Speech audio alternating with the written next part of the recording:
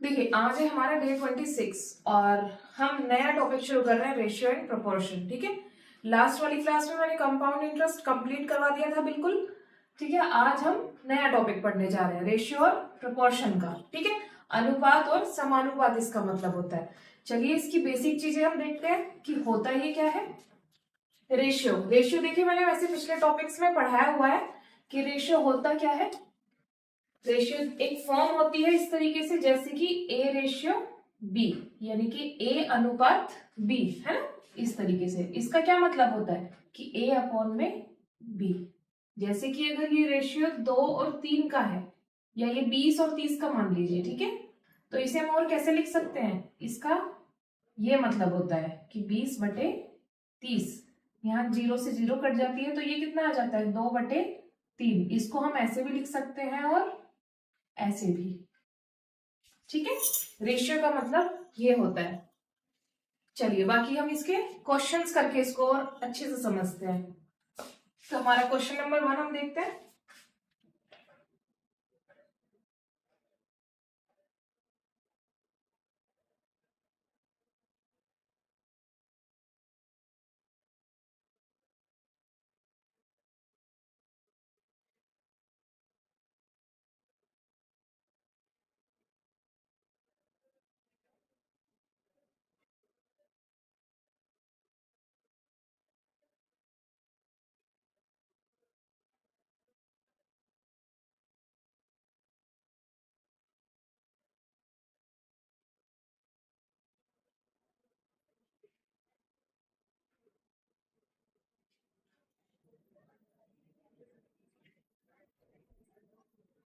देखिए रेशियो के क्वेश्चंस हमारे एग्जाम्स में सीजीएल हो, बैंकिंग हो या आरआरबी एनटीपीसी कोई भी एग्जाम हो, रेशियो के क्वेश्चंस जो आते हैं वो इस टाइप के हमारे क्वेश्चंस आते हैं। ठीक है, मतलब 2 का उसने हमें रेशियो दिया, फिर नेक्स्ट 2 का उसने हमें रेशियो दिया और तीनों का एक साथ हमसे रेशियो पूछ लिया, कई बार 3 का, कई बार 4 का। इस तरीके से वो क्वेश्चंस पूछता है। अच्छा आपको एक बात और पता होगी कि मैं जितने भी क्वेश्चंस करवाती हूँ वो प्रीवियस ईयर के क्वेश्चंस करवाती हूँ जो एग्जाम में आए हुए हैं। ठीक है, सीजीएल का डेटा हो या फिर आरआरबी बैंकिंग कोई भी एग्जाम का हो, मैं वहां से क्वेश्चंस उठा के आपके क्वेश्चंस करवा रही हूँ। ठीक है, इससे आपको ये फायदा होगा कि प्रीवियस ईयर भी आपका साथ साथ हो रहा है और आप टाइप भी सीख रहे हैं।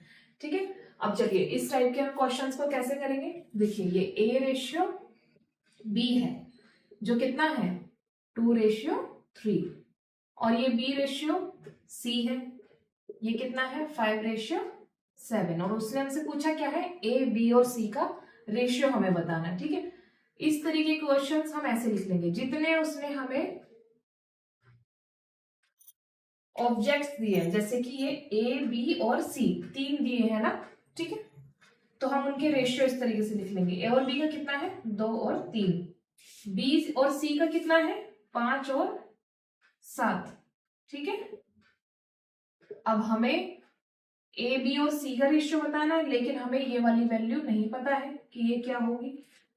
तो देखिए जब इस तरीके से होगा कि हमें ये वैल्यू नहीं पता है तो ये जो साइड वाला होगा इसके एग्जैक्ट साइड वाला वो इधर खिसक जाएगा, सेम यही आ जाएगा 3।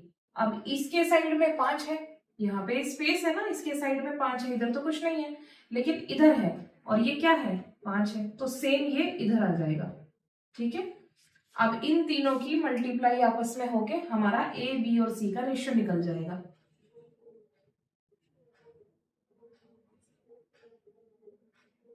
2 पंजे 10 मल्टीप्लाई होती है ना जब भी रेशियो में इस तरीके से हम काम करते हैं।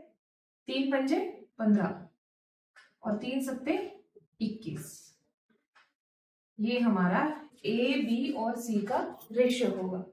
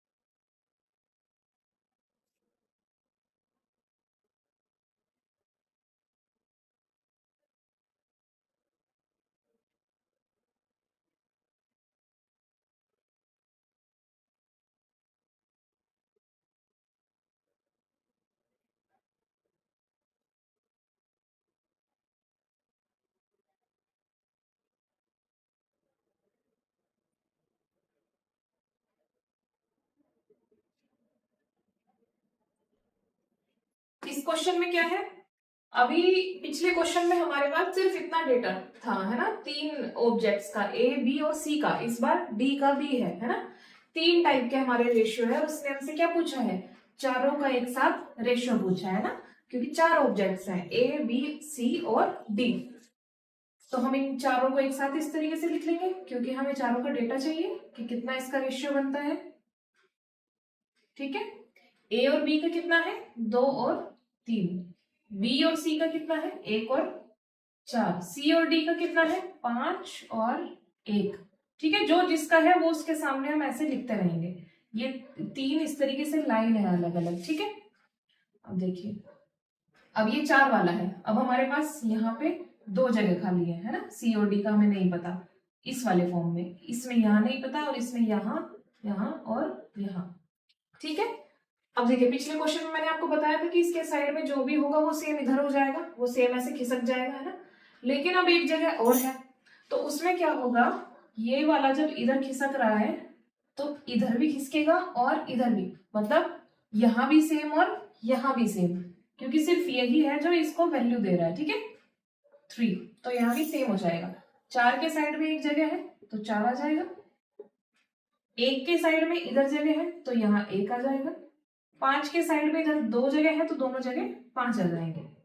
ठीक है, सेम आती है हमारी वैल्यू।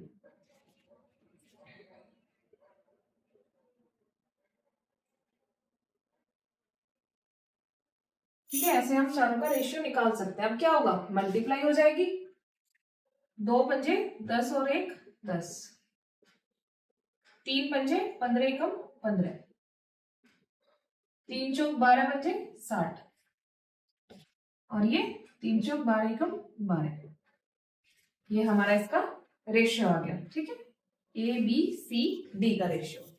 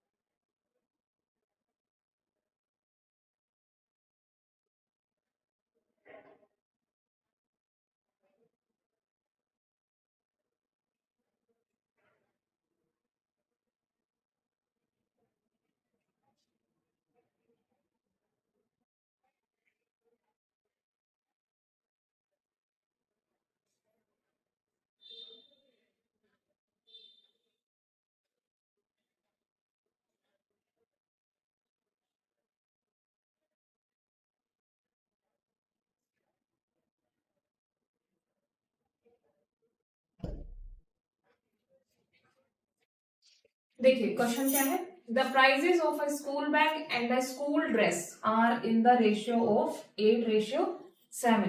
देखिए किसी एक स्कूल बैग और स्कूल ड्रेस का प्राइस का रेशियो क्या है, 8 और 7 का रेशियो है ना, स्कूल बैग और स्कूल ड्रेस के प्राइस का ratio. The price of the school bag is 400 rupees more than the price of school dress. जो हमारा स्कूल बैग का प्राइस है वो 400 रुपए ज्यादा है स्कूल ड्रेस के प्राइस से। ठीक है, find the price of the school dress, हमें क्या बताना है, स्कूल ड्रेस का प्राइस हमें बताना है। ठीक है, इस तरीके से रेशियो के आपके क्वेश्चंस लैंग्वेज फॉर्म में भी आएंगे, उस तरीके से तो आएंगे लेकिन ये भी आएंगे। ठीक है, आपको ध्यान रखना है कि बस आप पढ़ के समझ जाइए कि उसने पूछा क्या है, फिर हमें ये इजी लगने लगता है। लैंग्वेज देख के डरना मत। ठीक है, अब देखिए रेशियो इसने हमें दिया है क्या है, स्कूल बैग और स्कूल ड्रेस का, बैग और ड्रेस का ये रेशियो है ना। बैग का कितना है 8 और ड्रेस का कितना है 7। ठीक है, the price of school bag is 400 rupees more than the price of school dress. ये इससे 400 रुपए ज्यादा है। ठीक है, लेकिन इसमें कितना ज्यादा है, ये 1 unit according to the ratio. ठीक है, ये 1 यूनिट इससे ज्यादा है। 1 यूनिट की वैल्यू कितनी है 400 रुपए, क्योंकि इसके जो पैसे होंगे उन पैसों से ये 400 रुपए ज्यादा है। अभी ये क्या है 1 यूनिट ज्यादा है, तो 1 यूनिट की वैल्यू कितनी है 400 रुपए। और उसने हमसे क्या पूछा है, find the price of the school dress. अब 7 यूनिट की वैल्यू हमें बतानी है, उसी से हमें स्कूल ड्रेस की वैल्यू पता चल जाएगी ना, उसका प्राइस पता चल जाएगा। तो 1 यूनिट का 400 है, तो 7 यूनिट की वैल्यू कितनी होगी, 400 इंटू 7, जो कितना हो जाएगा 2800, 4 सत्ते 28, तो 2800 रुपए बी।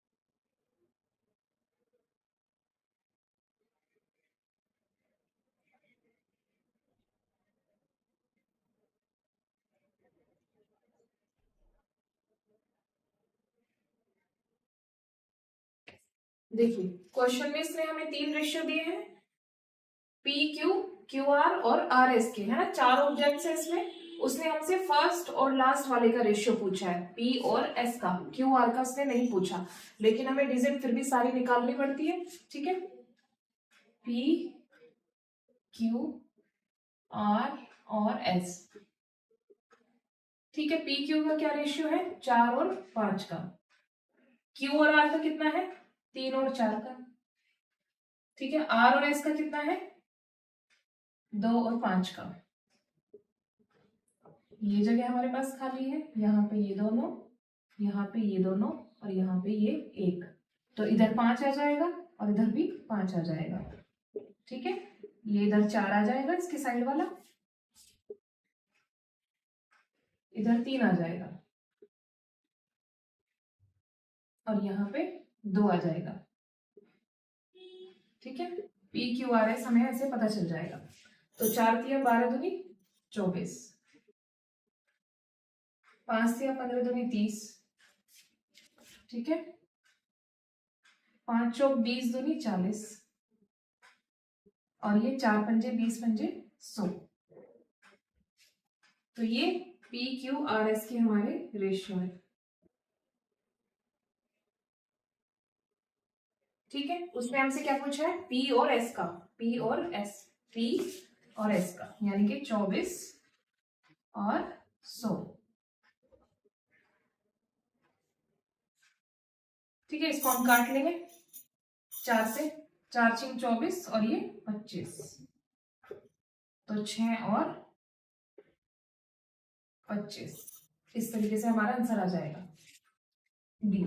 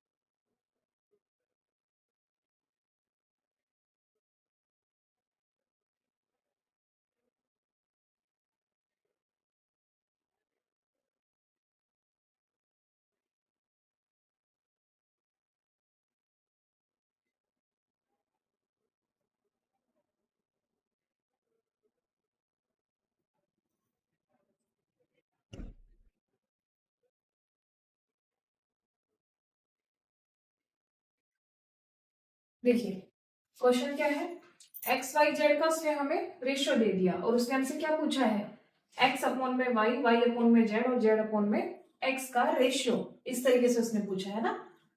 तो देखिए हम क्या करेंगे, ऐसे क्वेश्चंस के लिए सिर्फ इन दो पे फोकस कर लेंगे। यहां से हम क्वेश्चन जो हमें ऑप्शन दिए हुए होंगे आंसर्स है ना, उनके थ्रू हम चेक कर सकते हैं। ठीक है, देखिए जैसे एक्स अपॉन में वाई है और ये y अपॉन में z है, ये तो आप जानते ही हैं कि इनका क्रॉस मल्टीप्लीकेशन होता है जब दो रेशियो होता है ना, तो ये क्या होगा zx और ये y स्क्वायर क्रॉस मल्टीप्लीकेशन में है ना, इस तरीके से। तो हम ऐसे चेक करते हैं, तो रेशियो वाइज देख लेते हैं। x का क्या रेशियो है 3, z का कितना है 5, तो 5 दिया 15 zx है ना, और y स्क्वायर कितना हो जाएगा, क्योंकि ये x है ये y है और ये z है, तो ये कितना हो जाएगा 16। अब हम इसे ऐसे चेक कर सकते हैं कि आंसर्स जो हमें ऑप्शंस दिए हैं उनमें ये वाले डिजिट फिट होते हैं कि नहीं, इनका कोई मल्टीपल हो या ये एग्जैक्ट यही हो, या फिर ये किसी तरीके से मल्टीप्लाई होके इसी फॉर्म में हो, है ना।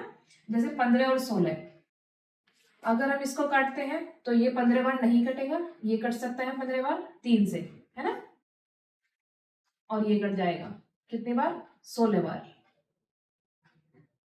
16 3 48 है ना, ये नहीं कटेगा ये भी नहीं कटेगा, इसका मतलब हमारा आंसर ये होगा। ठीक है, अगर बाई चांस आपको लगता है कि ये दो आंसर्स हमें दे दिए, ठीक है, तो तब हम कैसे चेक करेंगे, तब हम इसको भी साथ में ले लेंगे जेड एक्स, मतलब हम इस तरीके से भी जेड की भी वैल्यू निकाल के इसको भी वेरीफाई करवा लेंगे। ठीक है, ऐसे हमारा आंसर निकल जाएगा। तो B is your answer.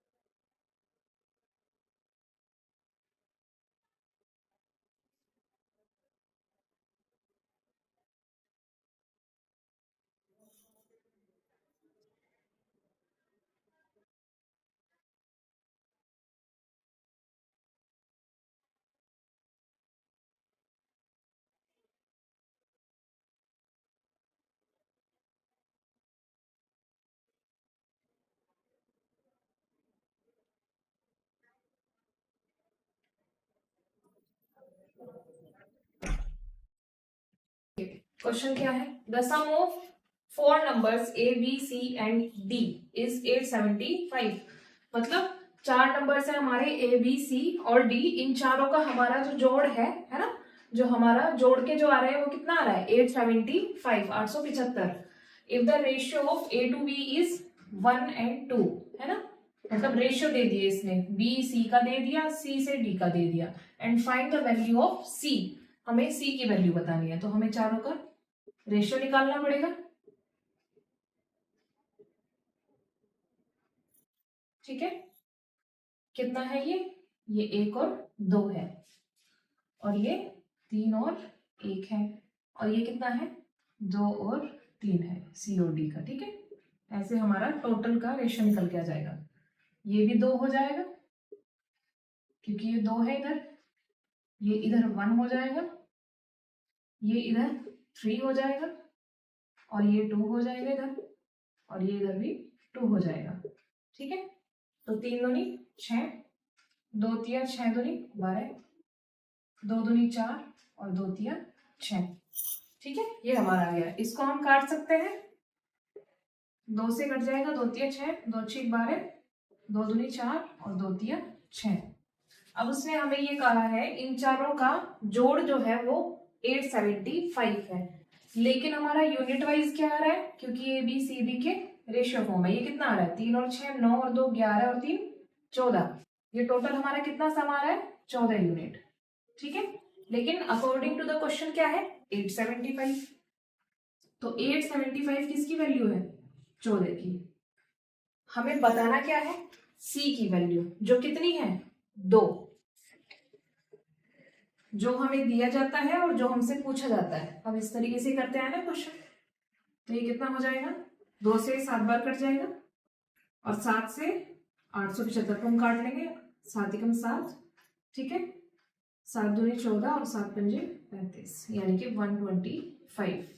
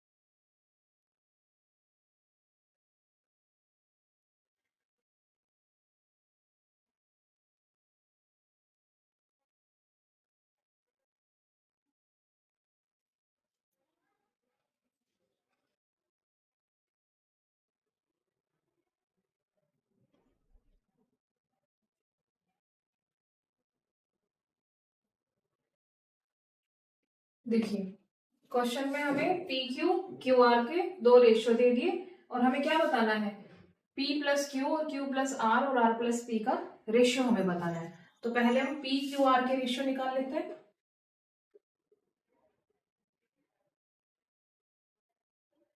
P और क्यू का कितना है, 3 और 4। क्यू और आर का कितना है, 4 और 7।